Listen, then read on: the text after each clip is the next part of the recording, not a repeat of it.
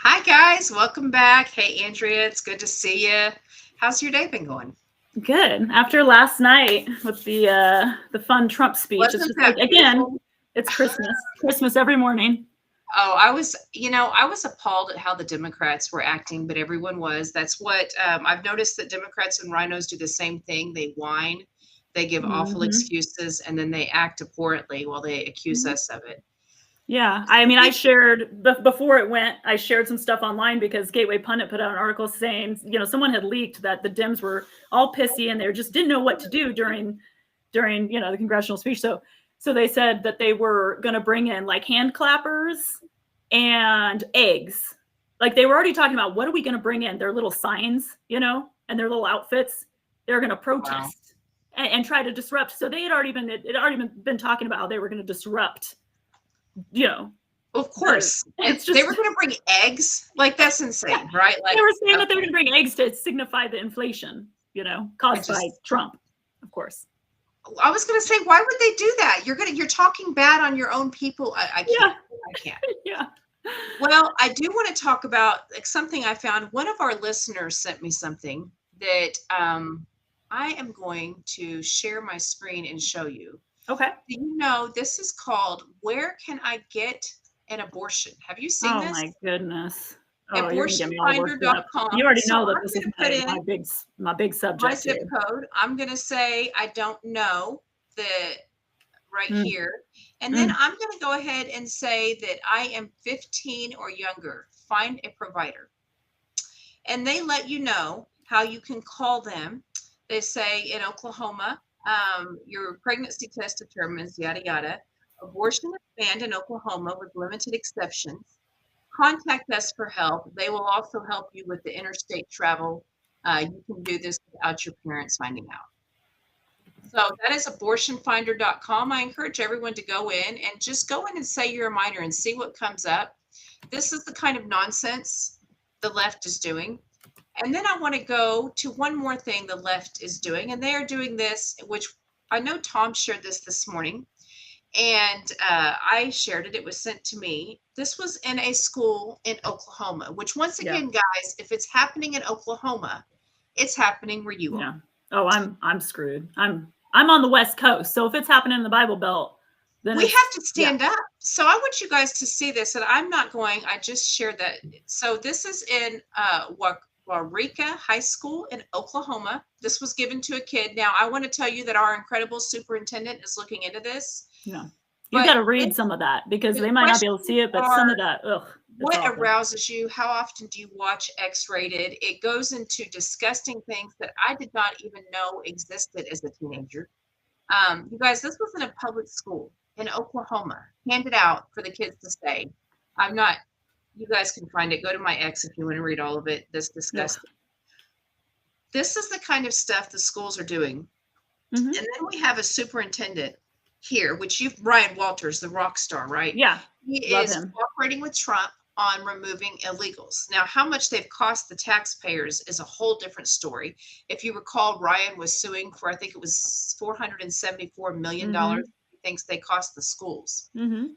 And But that's then, just the schools. Yeah. yes, so we've had Kendra Wesson on before. She's here today, as a matter of fact. Let's Okay. bring her on for this Let's bring part of it. on Kendra. Let me find And her. bringing Kendra, I want to give a shout out to America Happens, who puts us on their network. Thank you very much, guys. Hey, Kendra. Hey So, guys. Kendra, you have been on the school board with Superintendent Walters, right? Rock star. We love him. All of our viewers know who he is. And he has been, he's working with Trump on the illegal immigrants, which was a hard stop for Governor Kevin Stitt. So you said that, so then Kevin Stitt said that, he was going to change things up and he dismissed you and another member from the board. You want to tell us about that? I want this to come from you instead of from me.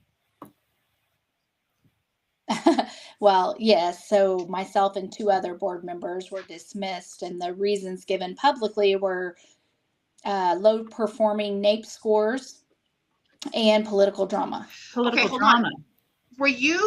Did you guys vote with Ryan on these illegal immigrants? We did vote for a rule, and the rule was that people would need to report their status upon enrollment. It was a very basic rule. I didn't see any problem with reporting that at all. Was there anyone that voted against that? I mean, that seems pretty reasonable to me. 2 board members were absent that day. So the 3 board members and Ryan that were there voted. We had 4, so we had the quorum. So the rule did pass.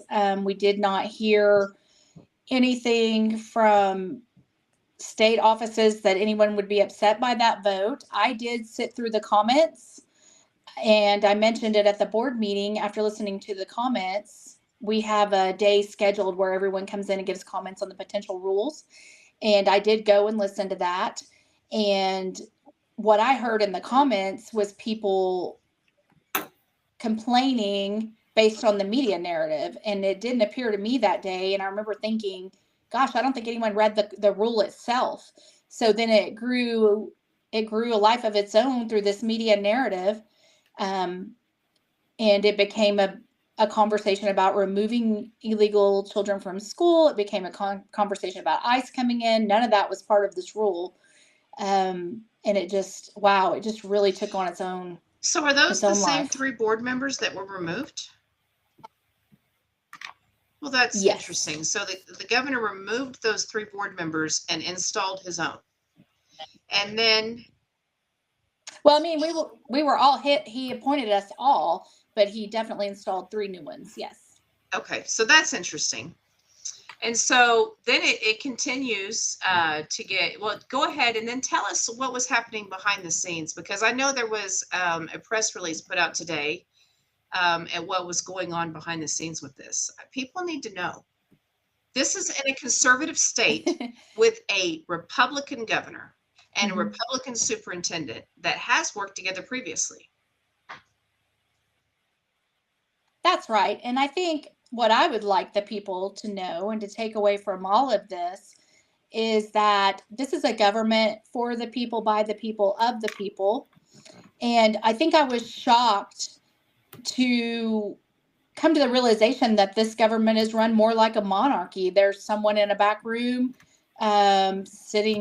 use the analogy, sitting at a chessboard, and we're all, what was it, William Shakespeare that said, the world is a stage and we are but merely players? Like, things like that were going through my mind. And it was kind of like, it was tough. I spent 2 very involved years, took every arrow, sat through board meetings, called all kinds of names, and doing the right things, learning, trying to be the best I could at the position. So it was tough, but I also know and have faith that my timing, God's timing in that position, was a big piece of this, and I'll digress to his plan.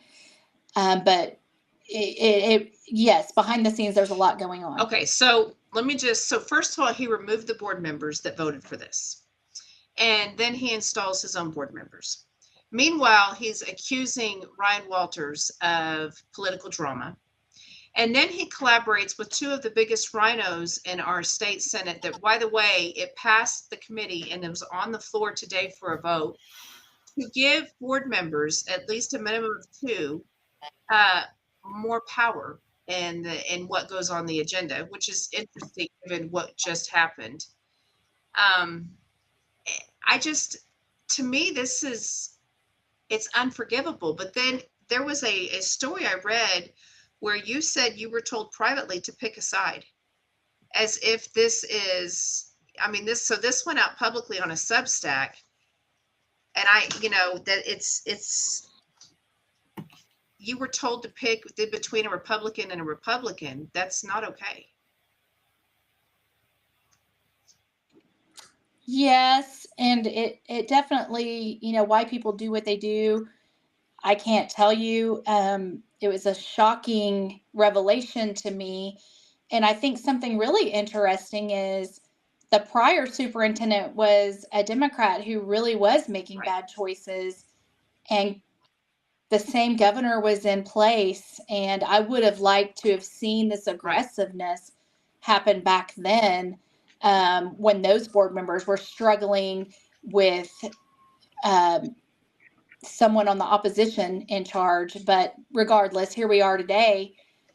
there wasn't a choice to be made. So I'll publicly say that I am team Oklahoma. I am team Oklahoma's kids. It doesn't really matter what your political affiliation is to me. This is bigger than all of us. It is something that is a battle that we have to stay in. And the encouragement I want to come from this very personal, very heartbreaking revelation is the grassroots have an opportunity right now to step in, learn from what is happening, how it works, and let's bring things back to where they should be with a focus on faith, family, kids, and our future. That's what I would hope to achieve here. It's not about calling anyone out. It's not about bravery.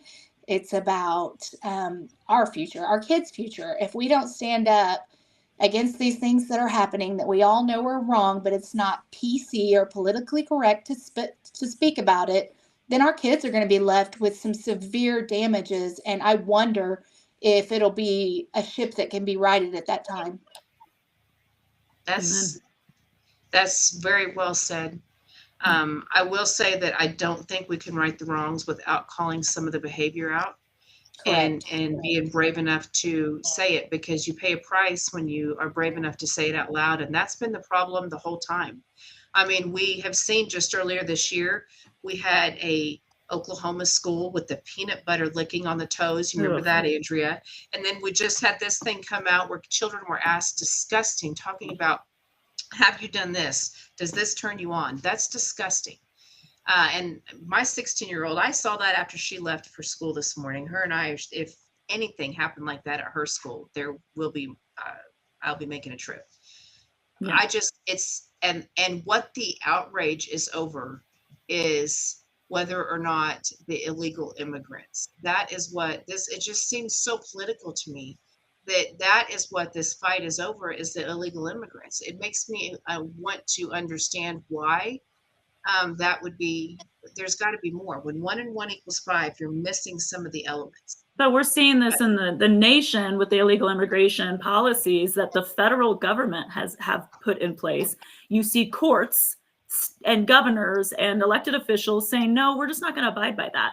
I mean, and we have Dan Lyons coming on a little bit. He's in Maine, and he just published a great Substack about what his crazy governor said to Trump. She said, I'll see you in court, because she's not going to listen to him when it comes to men playing in women's sports. This is coming from the top. And there are people in our courts. There's judges that are saying, no, we're not gonna do what you say. I mean, it's outrageous. It's illegal what they're doing. They are saying they're not going to abide by the law. And they want to protect those who've immigrated here illegally. This is insanity. Right. There has to be more that we don't know going on behind the scenes, because when that's what you're outraged over, it just doesn't make any sense. I mean, there are things to be outraged over, and you ignore those things, and you're going to be upset that we're being taken advantage of, and we're not going to continue to allow that to happen. And the press is lying to everyone, like what you're saying just happened to you guys. They come out and say outrageous things. They said this and this happened, when that's absolutely completely false. And so when you were speaking about this incident, I was just saying, thank you for telling us the truth, because that's the problem, is there's no transparency. So people don't know what's up and down, and they don't know who to believe. And that's really sad that, like, the American people have become really apathetic to a lot of things because they don't know who to trust, and they're not getting the truth anywhere.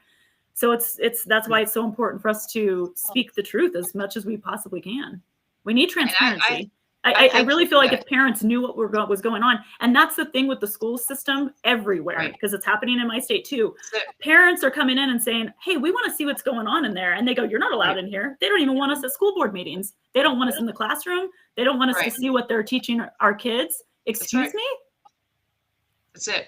I do want to say, so we had our Kansas brigades, had Dinesh D'Souza come, and I want to read a statement from him, because as we're trying to figure out what's going on, he says, we conservatives naively think leftists do bad things because they are mistaken, but they have good intentions. No, they have bad intentions, and the things they do intentionally. Conservatives think we will convince them with our logic, then they will do the right thing. No. After Dinesh went to jail for a very small unintentional infraction of giving a friend too much money for a campaign, he then eventually realized that there was an intention to destroy him and make him ineffective in the future, which I've had people come and say that they're going to try to neutralize you so you are not Yeah. effective. Yeah. Says they have had the same intention against Trump to destroy him and make him unable to resist the swamp. Trump now understands the level of harm they intend to do to all who resist them. Leftists have always gotten a pass from conservatives who just turned the other cheek and did not reciprocate the attempts to destroy. Trump has apparently realized the only way to stop them is to reciprocate. When they make up phony charges to destroy us, we need to bring charges against them for the actual crimes they committed. The Constitution was no protection for Dinesh or Trump. The Constitution will not help us if we do not help ourselves. Amen. And I think that is just powerful. Kendra, thank you for coming on today. I won't badger you anymore with questions because what you have already said is huge. And I hope people understand the weight of what she said. Yeah. And I consider Kendra a good friend, and she is an amazing ally. Across Oklahoma, she is well respected by everyone, people I like, people I don't like. And so for anybody to be coming against her, it's purely political. There's no other reason, because she is always choosing to do the right thing, and she doesn't make enemies where she goes. But she stands up. Look, I mean, she's brave. So I appreciate you, Kendra. God bless you, Kendra. Thank you. And speaking of, you remember how we had Jeffrey Prather on last week? Yes. Well, Tom was sick. And Tom was sick. I just had Jeffrey Prather on Tom's show today, though, but I love him. The same thing, yes. Yep. And so we are really wanting to push this. We want the attorney generals to come and sue Fauci, right? Yes, let's get Fauci. So Mick Rosado, as I was looking around, there is already a group in Oklahoma that's done some of the work for us. And I called her. Of course, Mick was involved. She's everywhere. Mick was Let's bring her involved. in. Mick Rosado, welcome. Hey, how are you, my friend? Fine. Thanks for having me on. I appreciate it. She has already done the work, guys. She's amazing. Yeah. They hired an attorney and have already written a brief and sent it to the attorney general. And so I asked, actually, interestingly enough, I had a phone call this morning, and I didn't call him. He called me about something else from the communications director of our attorney general. And he said, well, I just want you to know that I talked to him about, you said you wanted Fauci charged, and I talked about it. And he said that he will look at it, because he didn't know about those other states. And I'm like, okay, which I find it interesting that he wouldn't know about the other states. And I said, well, I know that he was sent a brief that has everything laid out for him. Oh, well, I would like to see that brief. And I'm like, okay. So I sent him the brief. We'll see what happens. But Mick, I appreciate you. And I appreciate all the work that you do for medical freedom in Oklahoma. Amen. In your brief, you hired, now tell me how this came about that you guys hired this attorney. When I called her, Andrea, and said Freedom Brigades want to partner with you on this, she was all in. Team America's partnering with us on it. And that's how we're going to do this. And Tom Wren said he'd volunteer to assist any attorney general. Work with us. Yep. How did this brief come about? So, back in October of this past year, there was a COVID interim study that Representative J.J. Humphrey did at the Oklahoma State Capitol. Well, I had done a couple different medical freedoms. I did a Senate and a House hearing. And so I had already brought quite a bit of information. So I said, well, let me help you with this. And he said, absolutely. And so I ended up being the one to work with him and coordinate all of this. And so I brought in medical experts, I brought in legal experts, and I mean, we had Dr. David Martin, we had Warren Mendenhall, we had Rachel Rodriguez, I mean, Pierre Corey. So people who are very well respected in the field. And what we did is we outlined the evidence of what happened during COVID. And we focused specifically on the COVID hospital protocols that are still in use today, where they were doing things like using remdesivir that is still being given today, that Dr. Fauci and Dr. Barrick used in the Congo back in 2018, and they had to remove it from that clinical trial because of its lethality. Mhm. In fact, it was a 53.1% death rate, despite having a viral load, which means that people were dying of remdesivir and did not have Ebola. Mm. And so then it was also, a protocol where they, and this is per testimony of people who are on the brief, doctors and nurses and others. People were being starved. They were being dehydrated. They were Mhm. being isolated. They're There was a being put on lack of vents care. that were Right. Yes. blowing out their lungs. Yeah. That's right. That's right. So all of this really standard of care that changed, and egregious, abhorrent, Mhm. negligent type of care was being given. In fact, negligent, no care, right? Yeah. So anyhow, when that happened, Rachel Rodriguez was one of the people who spoke at this COVID interim study. And so from that, what we did is we got together the former Feds group Freedom Foundation, the Virus Law Group, and then my group, the OK Defenders of Medical Freedom. And we said, we want to bring this brief forward. So Rachel put all of the evidence, and it's very well laid out. It is. It has all of the statutes, which are based on RICO charges from Oklahoma. And we have 18 people who are victims, witnesses who wrote letters to say, this is what happened to my loved ones. They have their medical records. We believe this needs an investigation. And so we lined it out very, very well for him. We handed it to Brad, who I believe is his assistant. I could be wrong about that. Had a meeting with him with JJ Humphreys. That was on November 25th. And from there, we were kind of waiting to see. I tried calling. I couldn't really get my foot in the door. We started sending posts. We, sent letters. And so we started an email campaign.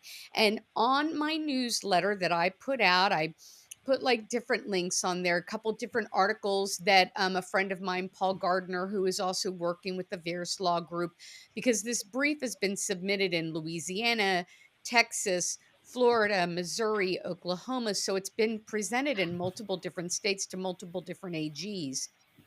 And so I put some letters in there, some articles that he wrote. And on there, I presented a kind of a template email and said, we are asking for you to please open up an investigation. And he sent back a reply. And his reply that he sent back en masse says, thank you for reaching out to the Constituent Services Division of the Office of the Attorney General. The Attorney General is unaware of any state law charges that could be filed consistent with Supremacy Clause immunity. In light of Dr. Fauci's acceptance of a presidential pardon, the Mhm. Attorney General looks forward to Congress calling Dr. Fauci to testify about the COVID-19 pandemic without a Fifth Amendment right against self-incrimination. We appreciate you contacting us, blah, blah, blah. Well, it appears from the response that the Attorney General did not read the brief. Maybe No. he No, because was you laid out 10 overwhelmed. statutes from Oklahoma Yeah. that were Right. breached. Yes. And also, too, I reached out to several different people and said, look, this isn't right. He can be charged on state Mhm. charges. Yes. Well, the United States Supreme Court has commented on state criminal prosecution of federal actors. And they said to successfully defeat a federal immunity defense, it must be shown that the federal actor was either not performing an authorized act, or while performing an authorized act did more than what was necessary or proper for him or her to do. Well, all of them acted, and there's more than Fauci on Mhm. there. I mean, we've No, got you wrote Dr. 10 Barrett, people is who Peter you're asking Daszak. to be sued. That's right. Well, Yes. Dr. Deborah Birx came out and said, we lied to you. Right. And Fauci has testified many times against himself, been caught in lies Right. on camera in front of the American people. Yeah. So we are now in a situation where we're like, okay, if this is the case, if he said that to you, if the person who is over their PR or Right. The whoever communications said director, correct.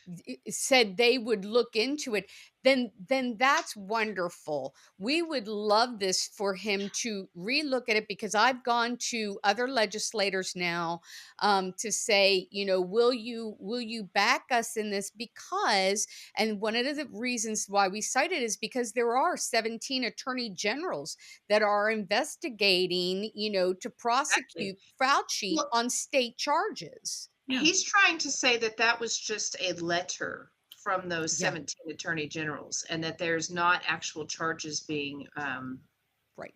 pressed.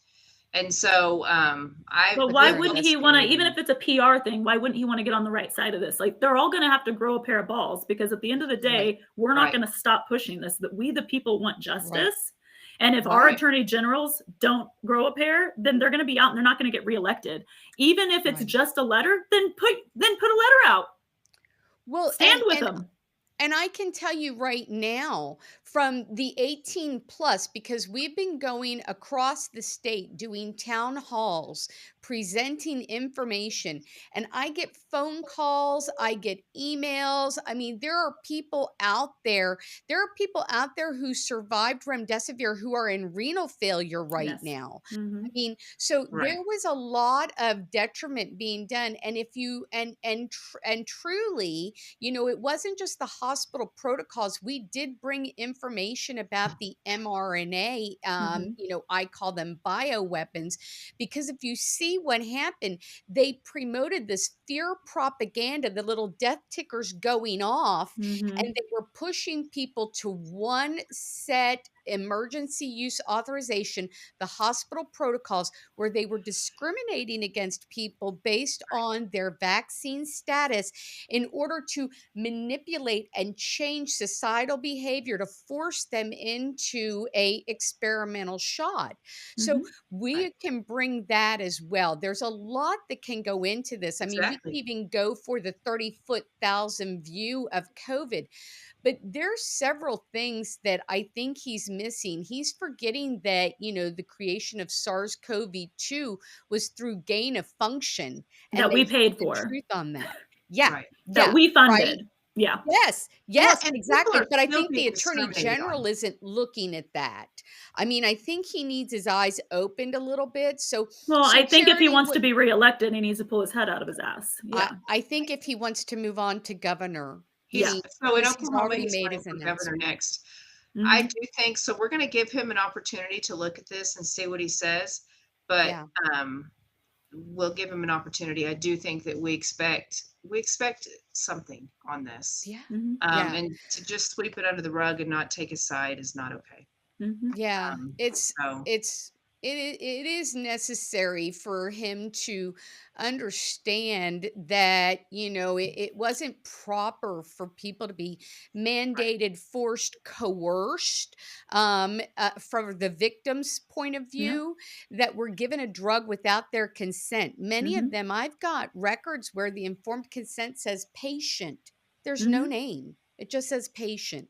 I Well, mean, and they try to tell us, Mick, that this is behind us. Because again, my work in politics, they're like, "Oh, you don't even have to talk about that anymore. That's old. It's behind us." And I said, "No, no, no. The blood on their hands. There's, like you said, still vaccine injured people, turbo cancers, people still suffering, and then all the people who were lost, the loved yeah. ones who were Right. lost with these deathly protocols. If they think that we, the people, are just going to forget this, it's crimes against humanity, and we want justice." That's it. And the precedent is set. So the next time for disease X, whatever Yeah. that turns out to be, they have a rubber stamped, little template that they're going to go, oh, well, this is what we did before. And, of course, my pronouns are do not comply. Mm. But, I mean, that's, we need the attorney general just to recognize this. And so we're taking our emotion out of it. We're going to give him the benefit of the doubt, but we are moving forward as well. well. And Charity, I can connect with you offline, but Yes. we're moving forward as well, and Perfect. doing things because, you know, that the people who are in this, the people who have lost their loved ones, they have now come to me and they are just like, you know, what do we do now? I mean, that like reinstated their PTSD. Yes. And you know, we We can't do that. want that justice. And like you said, Yeah. there's disease X, and they just came out saying, you know, the same lab just said they had another leak of something similar, because guess what? We paid for them to learn all this stuff so they can just keep doing it. And if we don't fix this, if we don't get justice, then like you said, they're just going to keep doing it. They're still doing it. Those deathly protocols are still in place. They're still doing this. That's right. That's right. That's right. Yeah. Well, Mick, thank you for all your hard work. Yes, Thank you Mick, for you're coming on. amazing. I'm excited and appreciate it. You guys, this is how we fight. So the brigades are teaming up with her. We're teaming up with Team America, and we will make sure that we will pursue this. They're not going to get away with this. We're going to get Fauci. We are. Let's go. No. Let's go. Absolutely. And thank you, ladies, for Thank you, having Mick. me on. Thank God bless you. you. Bye. She's awesome. I love her. She is awesome. Well, I got someone else really awesome Who's that next? I think you're going to love. This kid started Young Americans for Liberty. Welcome, yes, Trenten. I'm excited. Rippy. Trenten. Hey, Trenten, how are you? Hi, thank you for having me on today. This is great. I appreciate it. So, Trenten and I actually connected over I don't want to go into detail and bore everybody, but there is 40-year-olds and under that are angry that they're not getting a participation trophy and entitled delegate votes to the Republican convention in Oklahoma. And we're fixing that. And I'm getting the left response you would expect from people who got participation trophies growing up. They're saying, well, you know, we're just going to take our ball and go home because you're asking us to attend 2 meetings a year on the year that there's a convention. And we don't want to, you know, and they're trying to say that she doesn't want us to meet. That's not it at all. We want them to meet. We just want them to come to convention like adults with their county, like every other adult, right? So Trenten and I connected on that, and I found out that he's doing some really amazing things. So you started Young Americans for Liberty. Tell us about that and how that started. Yeah, so just for clarification, so I started and kind of rekindled Young Americans for Liberty here in Oklahoma, which is a branch of the national organization I work for full time. So we started out originally in 2008 and 2012 as students for Ron Paul, and we really captivated that youth movement of, you know, liberty-loving students that are anti-war. They're principled on politics, and they're the pro-confrontational model, because anyone that has any sense about politics knows it's not the art of compromise, it's the art of confrontation. And we looked at, you know, how can we continue to mobilize these students? So that's when Young Americans for Liberty was formed. And then I had recently got on because I was like, damn, there's really a lack of like people my age in Oklahoma that are serious about politics, right? You know, everyone wants to go up to DC. They want to be the legislative intern. They want to, you know, be the apprentice of, you know, Tom Cole and all the other rhinos that we have up in Congress right now. And I said, you know, that's not what I want to do. So I started looking for groups that are really policy driven. And that's where I found Young Americans for Liberty. So we're a nonprofit political organization that focuses on identifying, educating, training, and mobilizing youth. And the issue that I really want to talk about today that we've been getting on here in Chickasha, Oklahoma, is our parking pass fight. So as Charity said, if it's going on in Oklahoma, it's probably going on in all other 49 states. It's a terrible evil that our public schools are doing, and that's charging students to park at their own public facilities. These are public schools. They're already paid for by tax dollars. You know, we've had people, they argue, well, you know, driving to school is a privilege. It's not a right. I disagree, because you're paying for it. And you absolutely have the right to use the facilities that your public tax dollars are going to. So back in November, I reached out to some young members of our community, And I said, hey, this is a policy, you know, we've tried back when we were in high school. Let's get together, let's get the grassroots action. So we started going to, you know, local GOP events, local community events, different nonprofits, city hall meetings, and really building this coalition of people. And then, you know, the next step was, well, let's start bringing this to the board. Let's start bringing the real grassroots pressure. So I had put out a Facebook post back in November calling to have a rally out in front of the school board because we've been ignored on this back when we were students. We tried bringing this to Chickasha Public Schools and the administration, and we were quickly blown off because, well, we're just a bunch of kids, right? And that's what I like about our organization is, you know, you may be just a bunch of young people, but you're young people with a voice, and you have the same voting power and political power as every other citizen of the United States. So I had received a phone call actually from the school a few days before our protest. They asked me to, you know, they said they were disappointed in me. They thought that I was being disruptive and disrespectful and that I should have brought the issue to them beforehand. And I was like, well, we already did. So I gave them the option. You can either change the policy now or change it by the noon of that day that we were going to protest, or we're going to be out there. Well, they made the decision to not comply. So we were out there, had a pretty successful first rally. We crashed the board meeting, and we've been going there ever since. And that's what I think is really important, right, is to have that consistency, because you're not going to win a policy fight, you know, the first time, the second time, even the third time. Some of these policy fights last years and years and years. For instance, up in South Dakota, we've had chapter members fighting for campus carry, and they've been fighting for that, you know, since, you know, 2021, 2022, and it's still an ongoing fight. So it's really hammering in, you know, you have to keep your head, you have to know what your principles are, and you have to stick to them. And with this policy, another thing I want to touch on before I go into more details is, like, for all of the people watching, get involved with your school board and find these policies, because we find often, you know, we talk about our higher education and post-secondary institutions being corrupt. In reality, you know, our K-12 schools are just as corrupt, if often not more corrupt, with the policies, whether it's a lack of financial transparency or policies like this where they're extorting children for profit. And then, you know, their excuses that they use as, well, this is going to, you know, a field trip or a party. Well, I'm sorry, taxpayer, that I'm not taxpaying for parties and, you know, going on field trips. My, you know, students should be there to learn. If we're going to steal from people, because taxation is theft, steal from people, at least put the money to good use. Going towards is education. And they get plenty of money per kid. I mean, it's like my state, I think it's like $17,000 per kid. So you're telling me $17,000 isn't enough. And they also then give us, the parents, you know, these bills at the beginning of the year where it's like every classroom wants me to give them an extra $50 for supplies.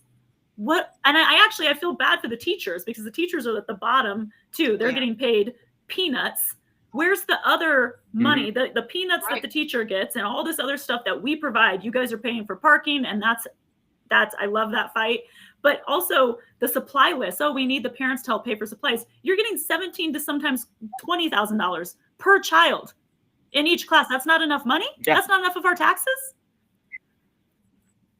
Yeah, I 100% agree. I mean, look at administrative salaries. Look at the garbage that they're spending money on. I know our school district, we passed the town passed a grant to redo, and some of the repairs were necessary, like the stadium and stuff, but we repainted a water tower. Why did we need to repaint a water tower with school funds? We've got, like you said, kids that need supplies, teacher salaries, all these other essential things that make a school run effectively. Oklahoma up in educational rankings. And on top of that, now we're saying we're going to penalize you if you don't pay to park. In fact, my senior year of high school, I didn't comply with the parking pass fee, and I told them I wasn't going to. They had a assistant principal who's not there anymore go out, and he put exactly about I don't remember how many stickers he put out, but just about every car in that parking lot, he put a hard yellow sticker on there. You couldn't put, it was blocking windshields. In fact, a lot of students had those stickers chemically removed or removed with a razor blade. Yeah, so they were graffitiing students' cars on top of this. And to make it even worse, some of these cars had the pass displayed. So you were being penalized whether you complied with the policy or not. So you were being penalized for being a student, pretty much. See, I told you you were going Yes, to love absolutely. Trenton. Like, this kid, is he not amazing? Yeah, I I love it. have a question for you, Trenton. So you saw we were talking about earlier in the show with some of the disgustingness, and you are much, much younger than I am. Did you see this in this type of behavior? So I wouldn't say in terms of like the sexual conduct on like in that sense, right? Now, of course, we've had, local districts where there's, been staffing issues, things like that, and like other schools. But I didn't witness, fortunately, anything like that. Now, I did witness, during the COVID era, and I actually had called out a teacher on this of like, just mandating, kind of propaganda in terms of COVID-19. But really, I got to see more of just this complete abuse of administrative power and lack of willing to respond to students. When I was in school too, we had originally planned a protest. I joked that was before I grew a pair of balls to say, I don't care what you do to me. We were going to do a protest. Well, we had a bunch of students back out because their coaches were allegedly threatening to bench them if they went and stood out, which, these schools, they talk about bringing, your rights up and fighting for what you believe in, and then it just doesn't happen. They how to hang. And Trenton, will you stay with us, because I need to bring on my next guest? Sure. But I want to show people real quick how they can find you. So if you will go, we have decided to partner with Trenton in a big way because he's awesome. So if you go to our Freedom Brigade's website, there we go. And now it's on several pages, but if you go down to the bottom, we have right here, thank you. And you can click right here on Young Americans for Liberty, and you can sign up and be a part of his organization. But I also want to highlight, if you go to shop right here and you will click with this free, if you will click on this, Dan Lyons is here, and I want him to show us what we've got. But if you click right here and you use the promo code FREEDOM, you're going to get, I believe we're doing a promo today for 35% off. Welcome, Dan, to the show. Trenton, stay with us. Hey, Dan, how are you? Hey, I'm doing very well. How are you doing? It's nice to be here with you all. Thanks for coming on. Go ahead.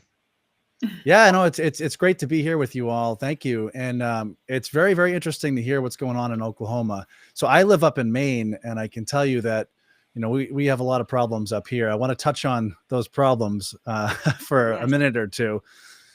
So, as you're aware of, we have Janet Mills as our lovely governor up here. And, the state is two districts, is District 1, District 2. District 1 is very, very blue, but it's a very, very small percentage of the state. It's like the lower rind of the state. And then the rest of the state is, I wouldn't say the whole rest of the state is deep red, but it's pretty red, and that's District 2. And I live in District 2. But of course, Janet Mills is a problem up here in Maine. And, she had a little bit of back and forth with Trump the other day, which I'm sure you saw that. And it was over, transgender athletes, which is just, it's ridiculous. So we have this Human Rights Act up in the state of Maine, and it basically protects against discrimination. So they, this act, it kind of goes into age, race, color of your skin, sex, sexual orientation, gender identity, marital status, ancestry, and religion. So it's kind of this wide sweeping act. And for the sexual orientation and gender identity, there's all these, mind-bending lingo, such as, sexual orientation is not defined by gender identity and all this stuff that just confuses me. I'm kind of like a obviously straight shooter here, and all this stuff is just, pretty confusing, Yeah, with the lofty wording and whatnot.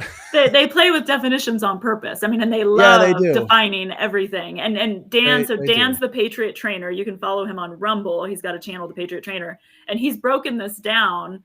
And I really love the way Dan has broken down the science of how just absurd the whole thing is. Because people talk about how, I mean, I think it's insane that we live in a society where we're going, hey, boys shouldn't play in girls' sports. Like the fact that we are even having this argument is just mind-blowingly ignorant and stupid and just beyond comprehension sometimes.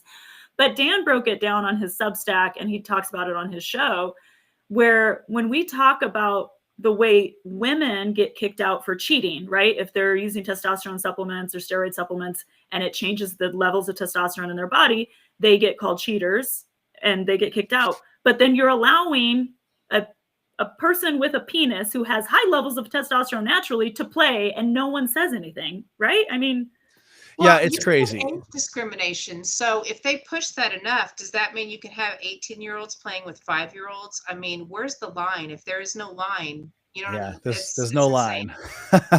Yeah, exactly. That's kind of when I read that, I was wondering the same thing. So we've got that going on up in Maine here. It's crazy. I do want to touch on this just another minute here. It's like, testosterone is the holy grail of anabolic steroids. If you're going to take an anabolic steroid to cheat, you're most likely going to take testosterone. And, testes make testosterone. So my line of thinking is, okay, I'll be radical about it. If you should, if you're a biological man and you want to compete in women's sports, cut off your testicles. Mm-hmm. Well, and does that change testosterone? Someone was actually talking about this, and they said it's weird because that is a thing, but it doesn't necessarily change. I mean, does that change your testosterone levels? Fair. Dramatically. Like, dramatically, quickly? Someone was talking about that recently, and I was fascinated. Yeah, dramatically. So your testes make testosterone. Mm-hmm. I mean, so if you're a woman, your ovaries make testosterone and estrogen, obviously in way, way different amounts, but both men and women make testosterone and estrogen. And it just, women make it in very small amounts, like 15 to 70 nanograms per deciliter, and men make it in, 300 to 900 nanograms per deciliter. So the performance advantage that you have if you're a man with testes is just, light years beyond women. Unfortunately, that's just how God made us. And it's just this little loophole, I'm suddenly transgender and I'm able to just completely wipe out my competition if I want to compete in women's sports. So that's what we're dealing with up in the state of Maine here. And the destruction of women. Gyms. How do you handle that if they try to come into your gym and say, no, I'm a girl, and it's obviously not? Say that one more time. I missed the beginning of it. How do you handle that in your gym? Or I guess it may not be relevant depending on your setup. Yeah, it depends on the competitions and stuff. I mean, that's the thing, is that when they're competing, it needs to be an even playing field. So if you're going into a CrossFit competition or bodybuilding too, and all that kind of stuff, like and they test for steroids. So it's like, how is this allowed on any competition level that's athletic? This should come into play. Yeah. So Charity, to answer your question, like in gym settings, there's not really any testing, but when you're competing against other athletes, it's like, sure. Yeah, if you're a woman and you're competing against other female athletes, that's an even playing field. And, every woman is going to cap out at a certain amount of anabolic output. And it's just, at that point, it just depends on how hard you worked and what your diet was like and what your genetics are. But if you're a man and you suddenly compete in women's sports, you're going to 99% of the time, you're going to wipe out the competition. Mm-hmm. And we see it. And it's. So this is what you do. Tell us, you understand this on a level that we don't. So tell us about what you do and what is it that you offer? Yeah. So I'm a personal trainer. I'm also a nutritionist. I have several degrees, one in exercise science, one in exercise physiology. And I've been doing this for 20 years now. And so I had a business that was just outside of Boston, Massachusetts. And during the whole COVID lockdown stuff, I just wanted to move to the country. And the closest place to move that was the country is up here in Maine. So I actually live in a very, very small rural town. There's under 300 people here.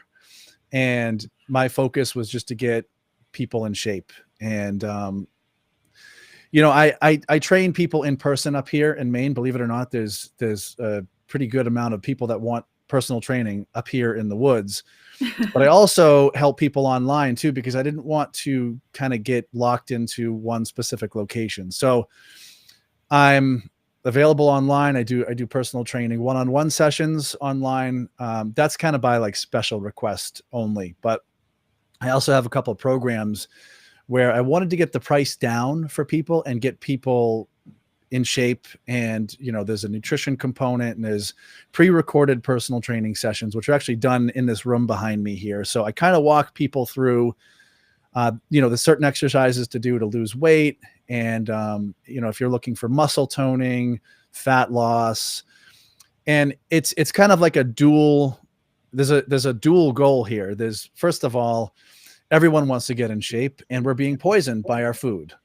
But also we don't really know what's going to happen in the world. It's really, really good that our guy is in office and things are looking up, but we really don't know what's going to happen. So Right. It's best if we just get in shape for the worst of the worst situation, which hopefully is not going to happen, but the Bible does predict it's going to happen. So it's, Well, and Dan, I would say it's again, going to Be happen. lining up pretty perfectly there, doesn't it, with what the Bible says is going to happen? It's a Yes. little Yeah. scary.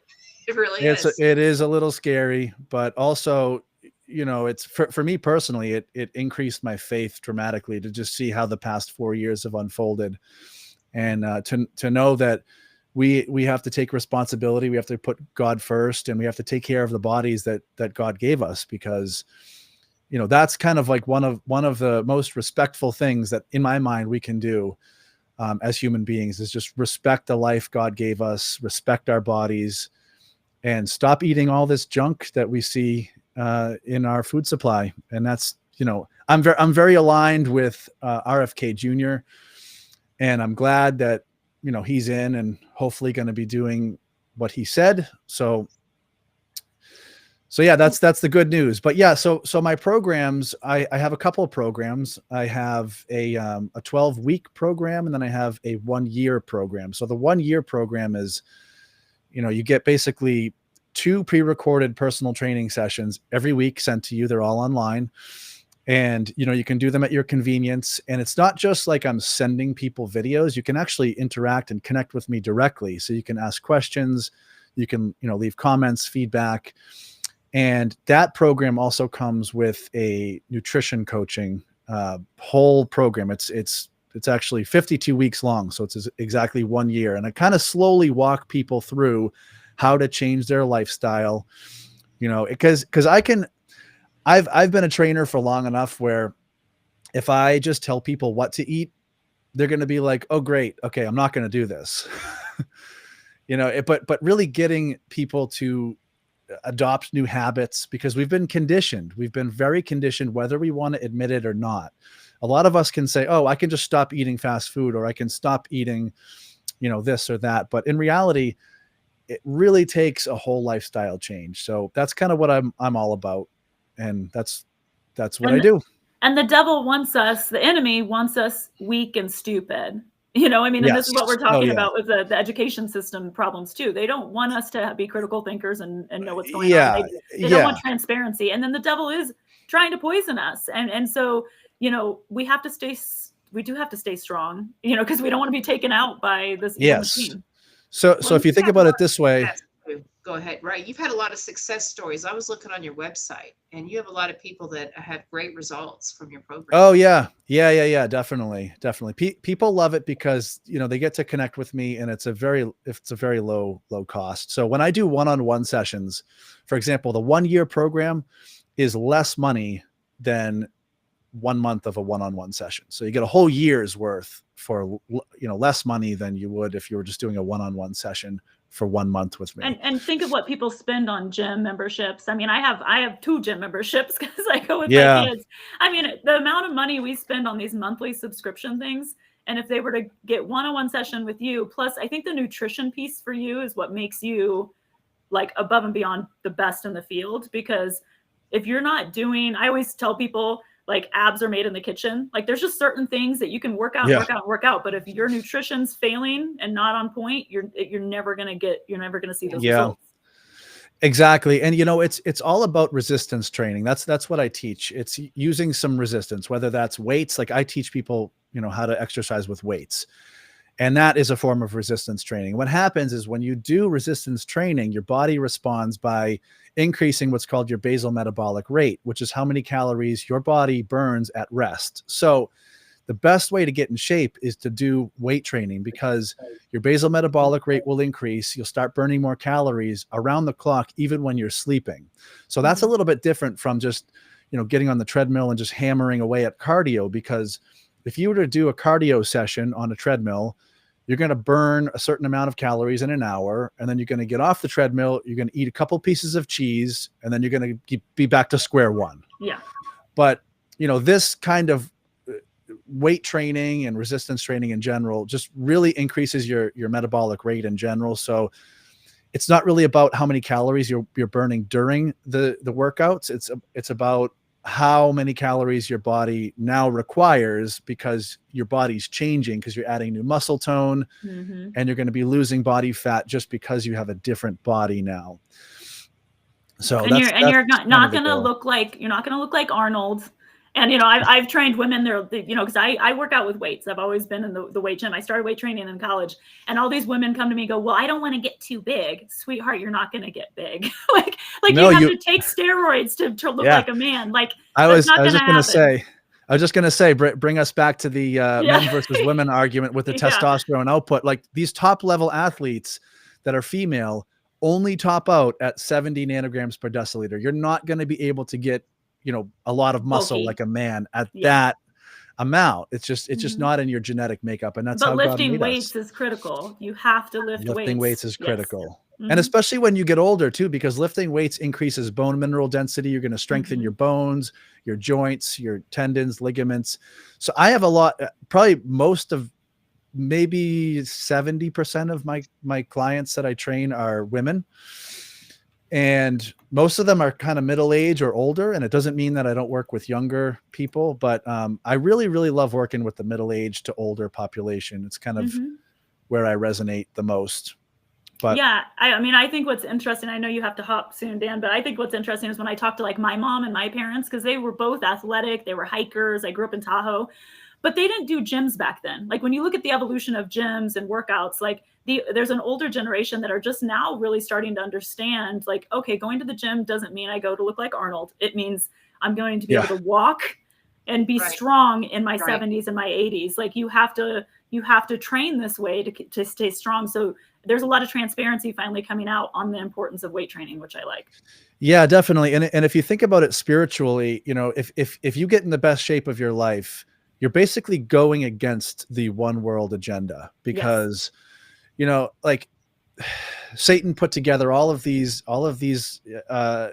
tools to basically make us sick, make us dependent on big pharma, which is, eventually going to be, if they want it to go this way, we're dependent on the government. And at that point, it'll be a one world government with a one world currency and, the mark of the beast. So how you can fight against that, one of the ways is to get your body healthy, because then you won't need big pharma. You won't need all these things. You won't need the government. You're self-sufficient, and it's just you and God. Amen. So they definitely don't want us strong. They don't want us strong. They don't want us healthy. Thank you for coming on. Thank you for giving our brigades. If you use the promo code FREEDOM, you'll get 35% off of his products. So we appreciate you and everything you're doing. Thank you very much. And it's nice to meet everyone too. We should do this again. Yes, we'll have you on again soon. All right, great. Thanks everyone. Bye. Yep. Bye. All right, Trenten. Well, I appreciate that. I imagine you're young. You probably don't think you need all that yet. Hey, I'm working on it. Make America healthy again. Amen. So. I know that I thought I was pretty invincible when I was younger. I was too. I could eat whatever I wanted. I know. No repercussions. I thought I was too until I crashed. Oh no! Into a bush, so yeah. Injuries. Well, and I mean, going back to the education, I mean, the horrible food that our kids get in the public schools. Like, I remember drinking soda and like eating a bag of chips for lunch, you know, like when I was in high school, and just not thinking anything of it. So I mean, it's shocking the kind of poisons we give, and there's a lot of information coming out with all the dyes and the poisons in the food causing autism or all these kind of spectrum issues, focus issues. It's amazing that we don't think about what our kids are ingesting and how that is contributing to the poor scores and their poor performance in school. Yeah, well, I mean, even our own government subsidizing it. I mean, look at the corn subsidies, and now you have high fructose corn syrup. Actually, where I do draw a bit of a disagreement with Mr. Kennedy on this is, you don't need the government to come in and ban high fructose corn syrup. What you need is for the government to just get their hand out of the market and let the market do its job and provide the best products to people, because people want to be healthy. And if they have those alternatives, they're going to chase it. But right now, it's just impossible to compete with these big agricultural agencies because of what the United States is doing. I mean, the lies. Like, if we were to have transparency, like you're saying, a free market with full transparency is fine. But like getting people educated, that's the mission. Yeah, absolutely. So you have a big project coming up, right? Where yes, everybody's rallying. So tell us a little bit about that before we go. So I'm going to go ahead real quick here. I'm going to put the link for anyone that wants to sign our petition. I'm also using it as just kind of a general interest form for anyone that wants to get involved with it. It's yaliberty.org/free CHS. So on this March 10th, down in Chickasha, Oklahoma at 5 p.m. at 900 West Choctaw Avenue, that's the Chickasha Board of Education building. We'll be hosting a rally and protest. We're also looking for anyone that's interested this weekend to go out. We're going to knock doors Saturday and Sunday. The primary ward will be now. Can everyone across the country sign the petition and it be helpful? Absolutely. Okay, Absolutely. The way I look at it, because this isn't any sort of like ballot access or, initiative petition type thing. It's just to show, hey, people in the state and people around the country support this. We'd like to see this as statewide legislation eventually, banning it across the board and start a national movement. And I think Oklahoma's the state where it needs to start at. I'm excited to see the young people taking the lead and doing this. So and I'm sure it scares 100%. Them because they don't like us going to school board meetings anyway. But to see young, energetic people going, they're like, oh no. Oh, the looks on their faces make it all worth it. You're too young to be here, kid. Get out of here. Like, nope. I love it. Yeah, I mean, we've been called every name in the book. But you know what? I tell people, cope and seethe. Your tears are only going to make us fight harder. Amen. So it's a lot of fun. It's time to hold politicians accountable in every level of office. Yes, and that's what we do. So you guys join the freedombrigades.com. That it's 4 hours a month of your time. When you sign up, you're going to get an immediate email saying, hey, this is how you do it. Let me know when I can talk to you. And when you reply to that, that goes directly to me and we'll set it up and get it started in your state if we're not already started. If we're already started in your state, we'll connect you. So you guys, thank you for joining us. You have to take back your community, take back the republic. Thank you guys for joining us. Amen. We'll see you next week, Andrea. Thank you, We'll Trenten. see you next week. Bye. Thank you very much.